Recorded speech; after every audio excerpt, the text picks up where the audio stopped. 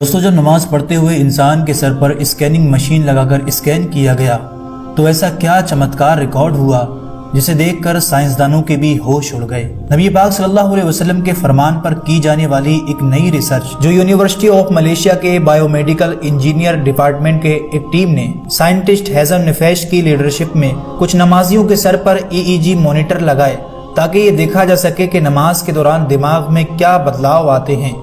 Result دیکھ کر خود سائنسدان بھی حیران رہ گئے۔ ایسے حیرت انگیز نتائج دیکھنے کو ملے کہ وہ سبحان اللہ کہنے پر مجبور ہو گئے۔ ایسا کیا معجزہ ان کو نظر آ گیا تھا، یہ جاننے کے لیے اس ویڈیو کو اینڈ تک ضرور دیکھیے گا۔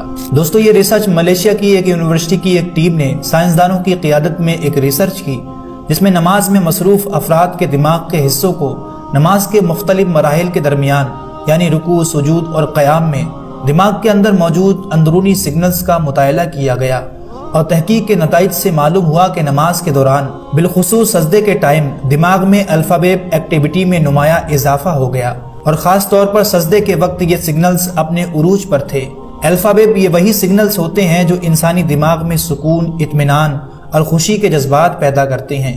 یہ روز روز کی مشکلات اور تکلیف کے شکار دماغ کو پرسکون کرنے اور انسانی صلاحیتوں کو نکھارنے میں بھی اہم کردار ادا کرتے ہیں، اور سجدے کے دوران دماغ میں ان حصوں میں الفا ویو کا اخراج رسول اللہ صلی اللہ علیہ وسلم کی اس حدیث پاک کو حرف بحرف سچا ثابت کرتا ہے کہ مومن سجدے کے دوران اپنے رب کے سب سے زیادہ قریب ہوتا ہے۔ دوستو کچھ سمے پہلے انڈیا کے شہر حیدرآباد کے ایک مشہور سائیکولوجسٹ نے اپنے ایک انٹرویو میں کہا کہ نماز پڑھنے والے دماغ کی بیماری سے محفوظ رہتے ہیں، اور مختلف ریسرچ میں یہ ثابت ہو چکا ہے کہ نماز انسانی جسم کے لیے ایک بہترین ورزش ہے۔ نمبر 1، جب ہم تکبیر کے لیے ہاتھ اٹھاتے ہیں تو یہ باڈی کو الرٹ کرتا ہے اور کندھوں کی نسوں کو ایکٹیو کرتا ہے۔ جب ہم قیام میں ہوتے ہیں تو یہ ریڑھ کی ہڈی کو سیدھا رکھتا ہے اور پوسچر کو سیدھا کرتا ہے۔ نمبر 2، جب ہم رکوع کرتے ہیں تو پیٹھ، جانگوں اور گھٹنوں پر ہلکا دباؤ پڑتا ہے جس سے جوائنٹس مضبوط رہتے ہیں۔ نمبر 3، قوما یعنی رکوع سے سیدھا کھڑا ہونا ریڑھ کی ہڈی کو آرام دیتا ہے۔ نمبر 4 پر آتا ہے سجدہ، جو نماز کا سب سے طاقتور حصہ ہے۔ سجدے میں ماتھا زمین پر چھوتا ہے تو دماغ کو سب سے زیادہ خون پہنچتا ہے جس سے یادداشت تیز ہوتی ہے، آنکھوں کی روشنی بڑھتی ہے اور دل کی بیماریاں بھی دور ہوتی ہیں۔ نمبر 5، تشہد میں بیٹھنے سے پاچن تنتر ایکٹیویٹ ہوتا ہے اور کھانا جلدی ہضم ہوتا ہے۔ اور نمبر 6، جب ہم آخر میں سلام پھیرتے ہیں تو گردن کی موومنٹ سے بلڈ سرکولیشن بہتر ہوتا ہے اور گردن کی اکڑ دور ہوتی ہے۔